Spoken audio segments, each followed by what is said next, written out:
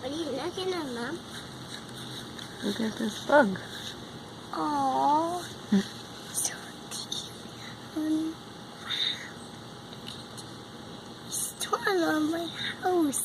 Mm-hmm. And he's going to be small, like a monkey. Is it a monkey, Mom? No, it's not a monkey head. I don't know what it's called, but I think he's trying to get out of his shell.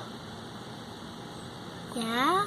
Yep. I think so. This kind of bug leaves a shell behind, sort of like how a caterpillar can turn into a butterfly. Mommy, you're in. How about you draw the shape?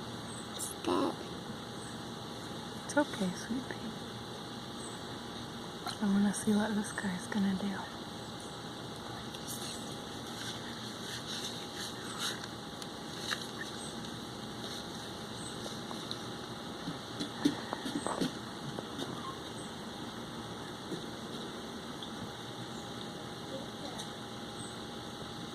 Oh.